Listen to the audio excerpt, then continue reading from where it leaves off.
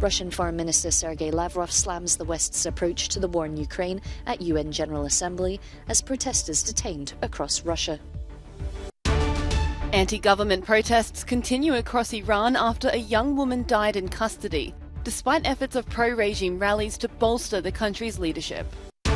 Over 500,000 homes on Canada's Atlantic coast without power after Storm Fiona slammed the shore, bringing winds of up to 137 kilometres an hour. Speaking on Saturday at the UN General Assembly in New York, Russian Foreign Minister Sergei Lavrov made the Kremlin's position on current international affairs very clear. He accused the US of trying to turn the entire world into its own backyard, but also attacked the West's general position on Russia and the war in Ukraine. The official Russophobia in the West has reached an unprecedented, grotesque scale. They are not shying away from declaring their intent to inflict military defeat upon our country, but also to destroy and fracture Russia. Meanwhile, in Russia, more than 700 protesters against the partial mobilization of reserve troops were detained across 32 cities. There was also a heavy presence of law enforcement in the capital. Most demonstrators made an effort to be inconspicuous to avoid being held by police. The partial mobilization was ordered by President Vladimir Putin this week and is expected to bolster Moscow's operations in Ukraine.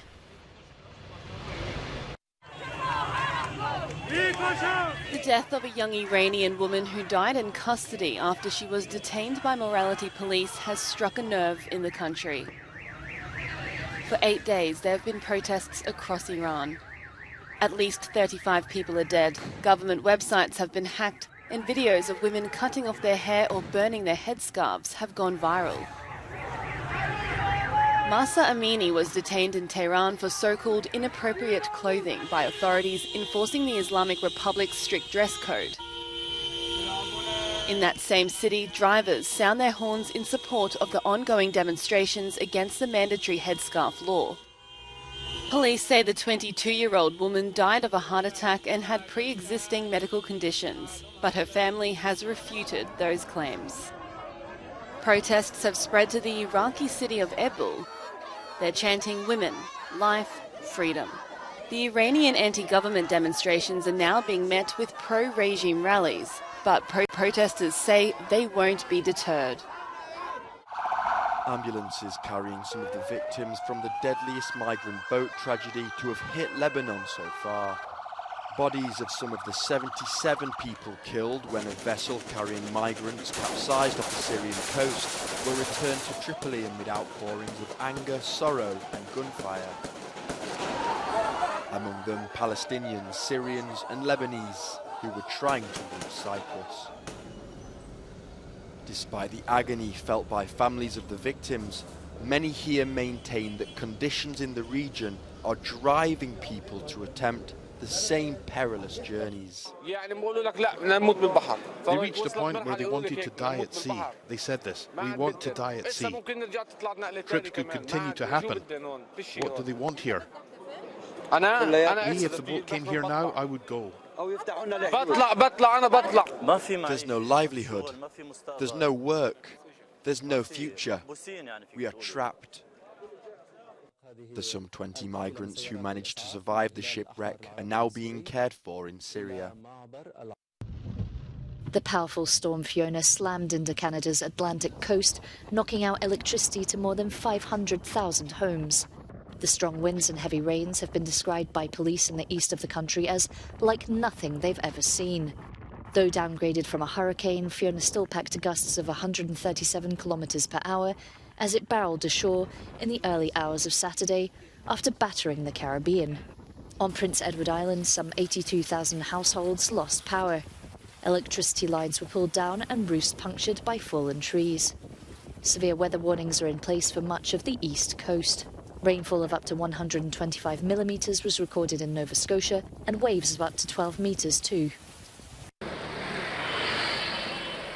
Just one more day until around 51 million Italians hit the polls to elect a new parliament, with the whole world watching. For the first time in the history of the Republic, even teenagers from 18 years old will be voting for the Senate. It is also the first time there will be a parliament with reduced ranks, with 600 elected representatives. The Italian electoral law is a parallel voting system, which acts as a mixed method. 37% of seats allocated use a first-past-the-post electoral process, and 61% are determined proportionally, with one round of voting. The proportional system also provides a barrier threshold, a minimum percentage of votes that parties and coalitions must reach at a national level to enter Parliament. The threshold is equal to 3% for the single party and 10% for the coalition. 2% of parliamentarians will be elected by Italians abroad. Italy's leaders have held their final rallies ahead of tomorrow's election that is expected to be won by a right-wing alliance, putting Rome on a possible collision course with Brussels. A nuclear power plant in Belgium has officially been taken off the grid for the first time after its reactor Doel 3 was shut down on Friday evening. Dismantling the reactor took place 20 years after the political decision to abandon nuclear power for good, and 40 years after the plant was built. It's Belgium's first nuclear reactor to be permanently shut down. Tihang 2 should be the next to close in February 2023. The French energy giant Total Energy has signed a further €1.5 billion investment in Qatar to help expand its natural gas production. The company will have a 9.3% stake in the North Field South gas project, the first foreign partner in that section. It's not Total Energy's first investment in Qatar. In June, it signed a €2 billion deal for another gas field project. It comes as Europe scrambles to secure new energy sources. Many industries in Ukraine have been decimated by Russia's war. Even honey production is expected to drop by up to 40% this year. The country is one of the biggest producers in the world, but its so-called honey belt is in one of the most targeted areas. Beekeeper Alexander Perika had to leave his apiary in the Kharkiv region. It's about 15 kilometers from the Russian border, he says, outside Kharkiv towards Russia. At the time I left, it was February. The bees are going into hibernation, but I left food for them. I had to leave. It was necessary to save my family. Something had to be sacrificed, as they say, so we left the bees behind.